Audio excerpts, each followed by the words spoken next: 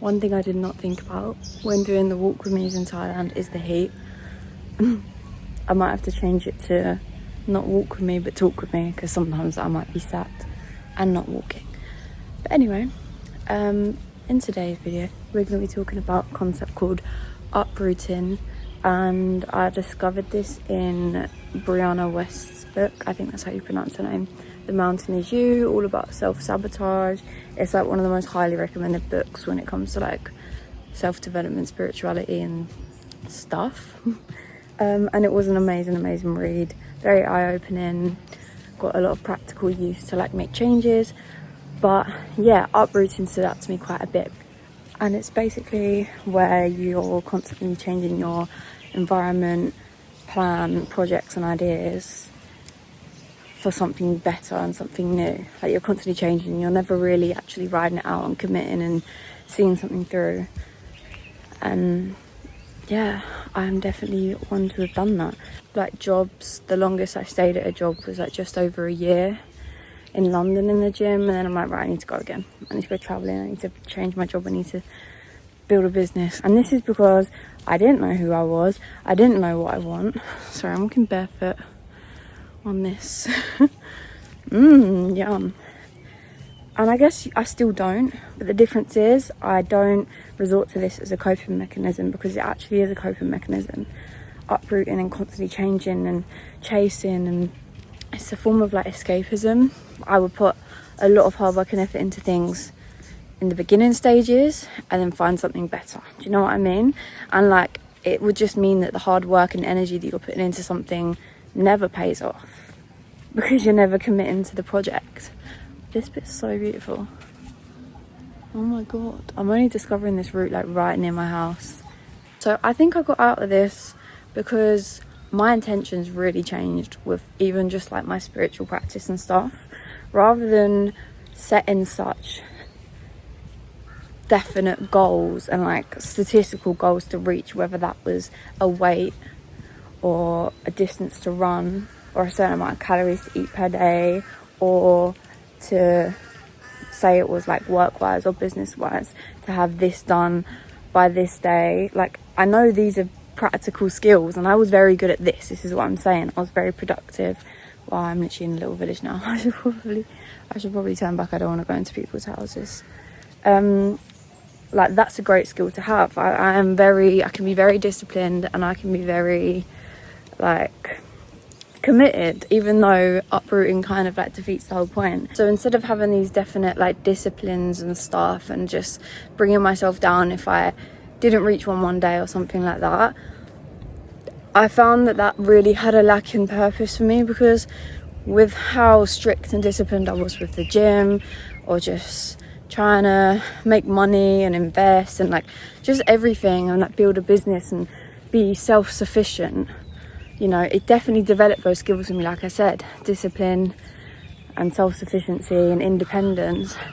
But I was like, I feel such a lack of purpose doing this. I feel no community, I feel no just eternal happiness or just being in the present moment, no matter what my situation or how many things I've ticked off my to-do list. Like I acknowledge that this was also a problem. So my purpose definitely changed, and my purpose changed to just find joy in going with the flow. Tapping into my feminine has been beyond important in this, just that way of living, just that fluidity, and yeah, just really kind of letting go is what helped me with uprooting.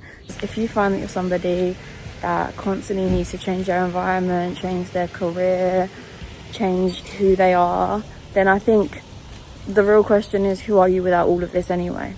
Do you know what I mean? Who are you without all these distractions, without all these labels, without doing this, doing that, ticking this off the list and feeling accomplished in that sense? Because I feel like it does come down to a form of like instant gratification and stuff as well.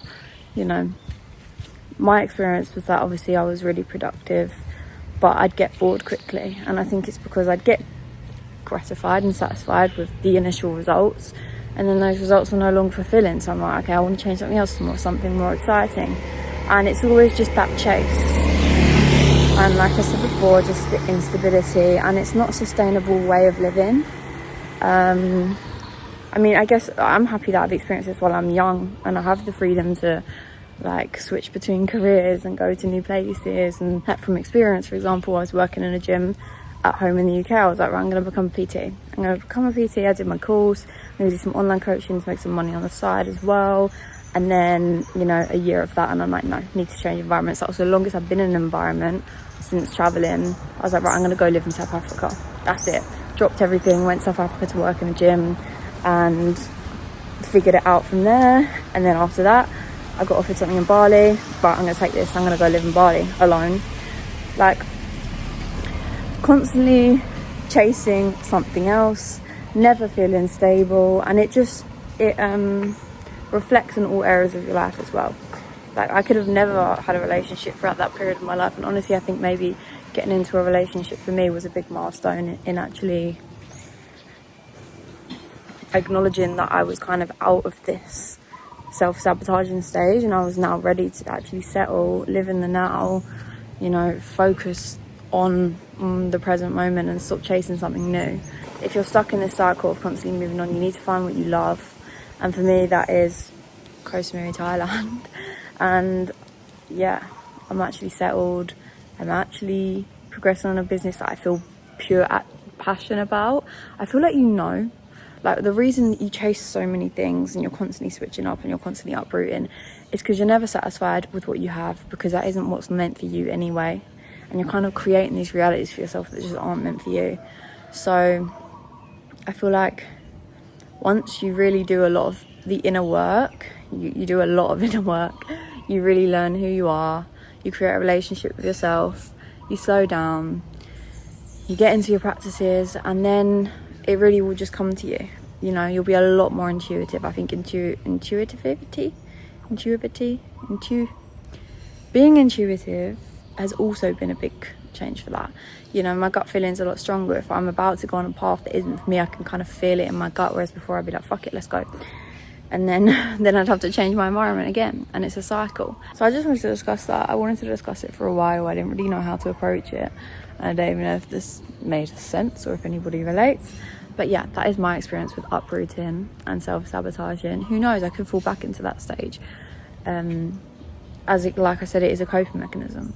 So if I do end up in a situation where it isn't meant for me, then I might end up uprooting and just trying to get out and change it quickly.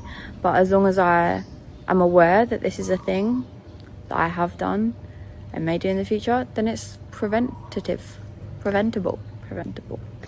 My life feels so much more purposeful now, so much more full. I feel like I'm actually living and not chasing. So yeah, that was that walk and talk today. I will see you in the next video.